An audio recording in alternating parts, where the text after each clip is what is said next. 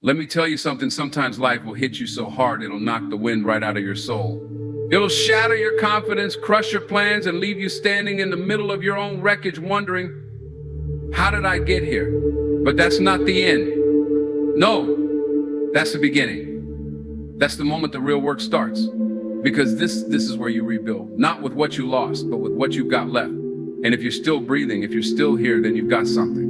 And you've got enough. See, life doesn't ask you to be perfect. It asks you to be willing. Willing to stand back up, willing to face yourself, and willing to fight for the future you still deserve. So the question is not, are you broken? The question is, are you ready to build? You can't rebuild a house without first surveying the damage. You can't fix what you won't face. And the same goes for your life. Too many people walk around pretending like nothing's broken. They put on a smile, they say, I'm fine. They keep moving, hoping the cracks in the foundation won't show. But deep down, they feel the weight. The truth is, you can't outrun yourself. You can't outwork your pain if you won't look it in the eye. Rebuilding starts with honesty, brutal, uncomfortable, liberating honesty. You've got to be real with yourself. That takes courage, not the kind that shows off, but the kind that looks inward and says, this is where I fell apart. Maybe it was a relationship that left you in pieces. Maybe it was a failure that wrecked your confidence.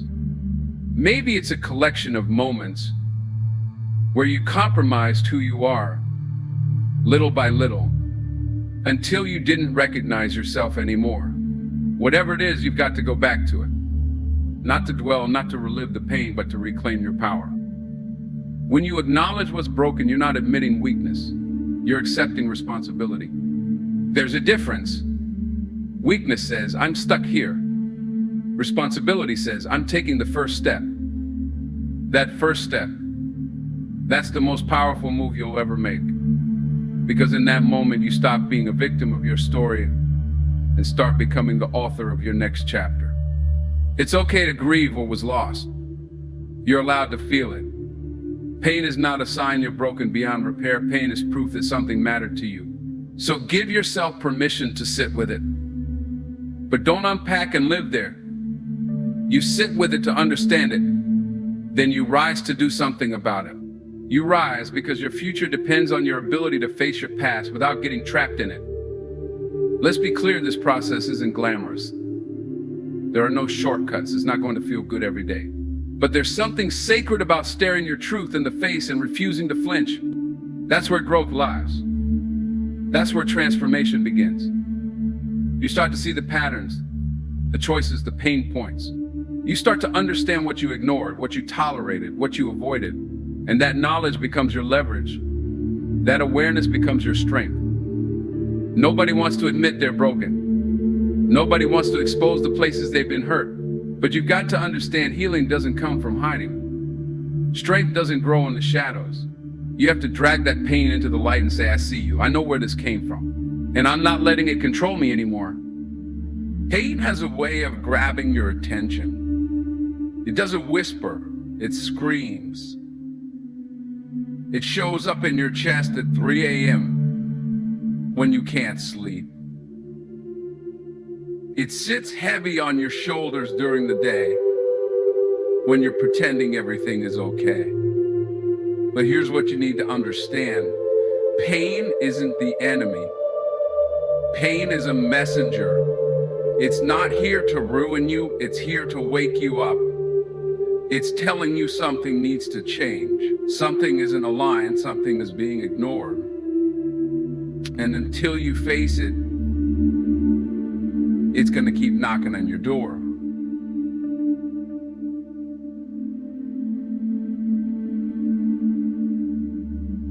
It waits. It grows in the silence. And eventually, it finds a way to resurface. Usually louder, stronger, and more destructive than before.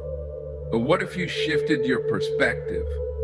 What if, instead of seeing pain as punishment, you saw it as a signal, like a fire alarm going off, not to burn you, but to save you? That's what pain is. It's your soul's way of saying, This is not who you are. This is not where you're supposed to stay. It's a divine disruption, a course correction, a signal that growth is trying to happen. But something in your life is resisting it. Pain teaches. It teaches you where you're compromising yourself. It teaches you what you really value. It shows you what needs healing, what needs letting go, and what needs to be rebuilt. But it can only teach you if you're willing to listen. Most people aren't. Most people fight the pain, curse it, try to silence it. But the pain doesn't leave until it's taught you what it came to say. Think about a muscle. You want it to grow? You've got to tear it first. That's how strength is built. Resistance, pressure, repetition. You feel sore because something is changing. You feel discomfort because you're pushing past your old limits.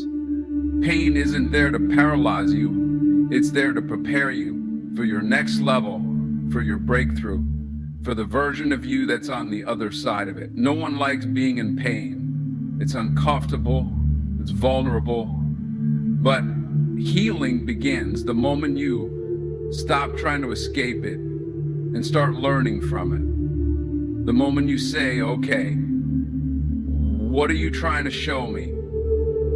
That's when transformation begins. That's when you take back your power. Because now, the pain is not something being done to you, it becomes something happening for you. You'll start to realize that every heartbreak, every failure, every sleepless night had a lesson buried in it.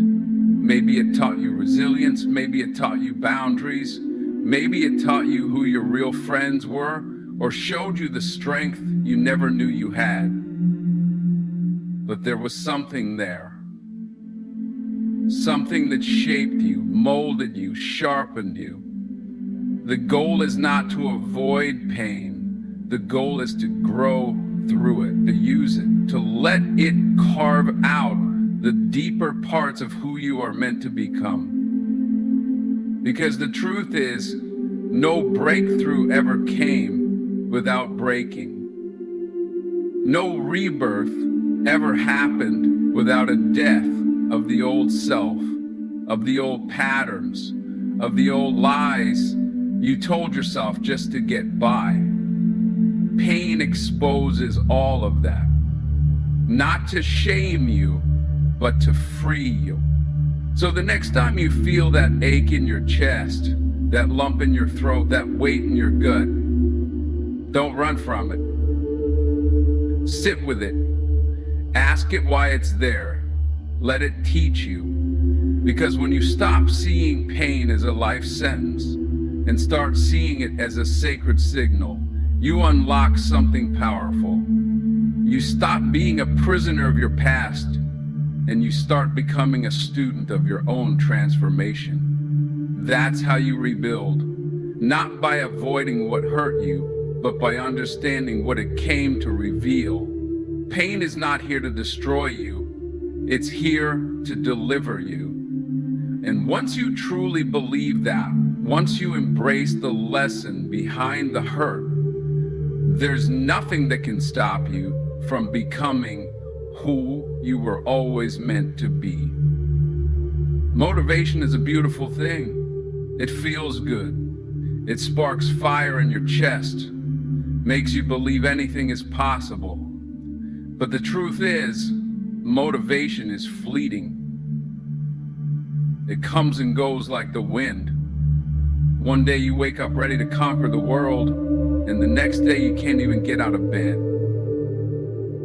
That's just human. That's just life. If you're depending on motivation to carry you through the tough days, the hard days, the silent days, you're not building anything that can last. Motivation may get you started, but it's discipline that keeps you going. Discipline is what shows up when you don't feel like it. It's what keeps your feet moving when your mind is making excuses. It's the thing that separates people who dream from people who do. See, motivation is emotional, discipline is commitment. Motivation says, I'll do it when I feel like it. Discipline says, I'll do it regardless of how I feel. Discipline says, I'll do it regardless of how I feel. And that difference, that's where transformation lives.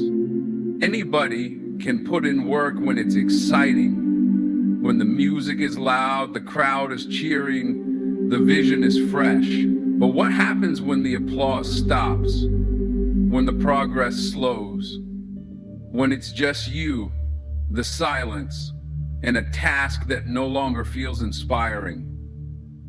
That's when discipline steps in. That's when the real work begins.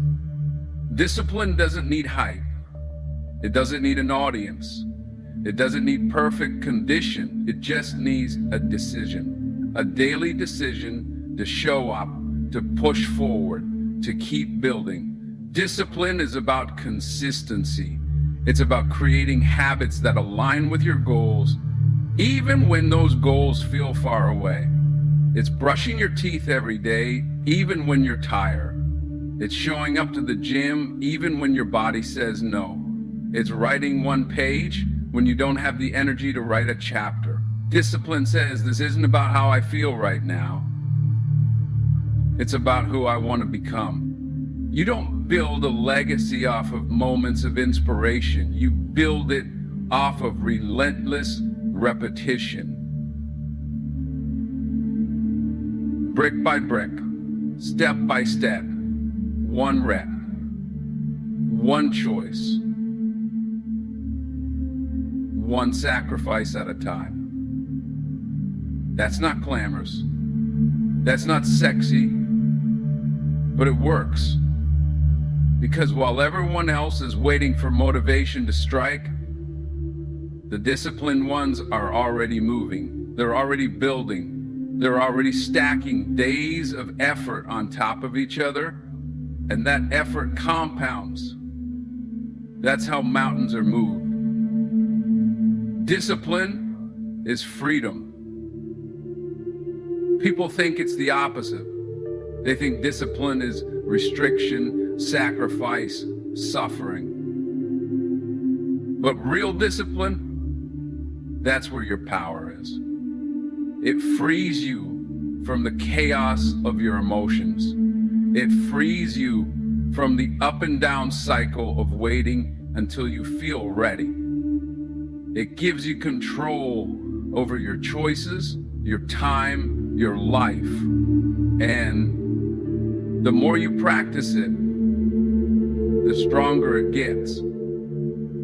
Like a muscle. The more you show up when it's hard, the more you trust yourself to keep showing up no matter what. There will be days when you doubt yourself, when you question whether the grind is worth it, when the results aren't showing up fast enough, or people stop supporting you, or life throws another obstacle in your way. On those days, discipline is your anchor. It keeps you grounded. It reminds you why you started. It says, this is hard, but we're doing it anyway. That's strength. That's leadership. That's ownership of your path. You've got to make a decision. Are you chasing feelings, or are you building something real? Because feelings fade. Feelings are unreliable. But discipline is loyal. It's steady. It will walk with you through the storm, through the doubt, through the boredom, through the burnout. And if you stick with it, if you lean into it, one day you'll wake up and realize you've become the person you used to dream about being. Motivation might inspire you, but discipline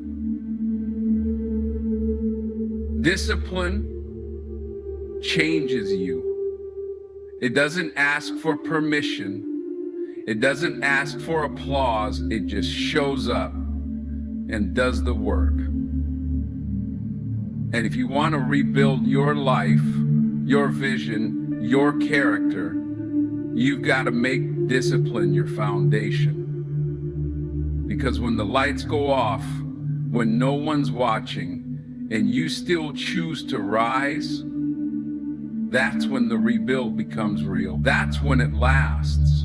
Rebuilding yourself is not a grand event. It's not a moment of lightning or a sudden burst of clarity. It doesn't happen all at once. It happens in the quiet, in the small decisions, in the mundane choices that no one sees. It happens brick by brick, one small action at a time. That's how you rise. That's how you transform. Not in a flash, but in a steady, intentional process that demands patience, consistency, and belief.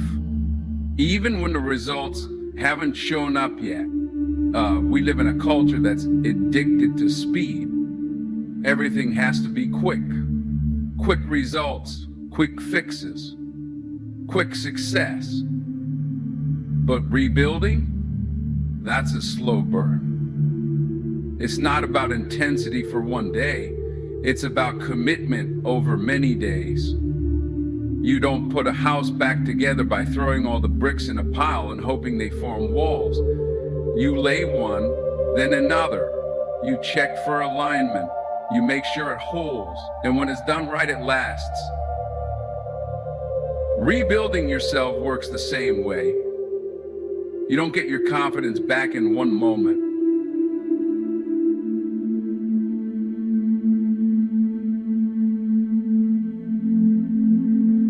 Every small win is a brick.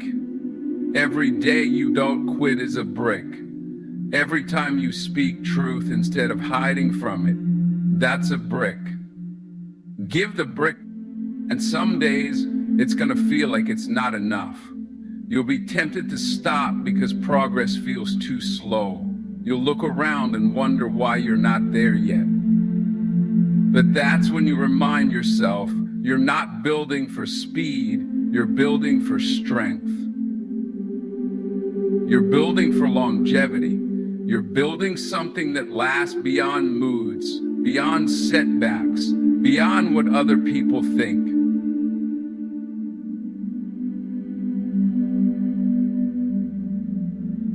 That takes vision, because let's be honest, laying bricks is not exciting work. It's repetitive, it's tiring, it's lonely sometimes. But you have to keep your eyes on what you're creating. You're not laying random pieces. You're laying the foundation of a life you can be proud of. And when the motivation disappears, when no one's cheering for you, when it's just you and the next brick, that's when the magic happens. That's where character is built. Sometimes rebuilding means starting over with your routines. It means setting your alarm a little earlier, saying no to distractions, getting off autopilot and being present with your choices. Other times it means facing your fears brick by brick, saying the hard thing, ending the toxic habit, forgiving yourself for what you didn't know back then. Each time you do the hard thing, each time you don't run from growth, that's a brick in your new foundation. There are going to be setbacks. Some bricks will fall, some walls will crumble. That's part of it. Don't let it stop you. Rebuilding doesn't mean perfection. It means persistence. It means getting back to work even after you mess up. Dusting yourself off, recommitting to the process again and again, because every time you rise after the fall, you're reinforcing the strength of your structure. Every time you try again, you're proving to yourself that you're not fragile. You're becoming fortified. And understand this: nobody else is going to do it for you. You're the builder, you're the architect. You decide what kind of life you want, what kind of person you want to become, and then you lay the bricks to get there. Slowly, steadily, with grace, with grit. That's the only way it works. That's the only way it sticks. One day you'll look up and what once felt like rubble will now look like a fortress. You won't even notice the exact moment the transformation happened, because it wasn't one moment. It was all of them. All the days you chose to stay in it. All the choices that seemed small at the time, but turned out to be the most important ones. That's how you rebuild your life. Not all at once, not with one big change, but brick by brick, day by day, one decision at a time. When you're in the middle of rebuilding yourself, it's easy to get caught up in the grind without asking one crucial question: why?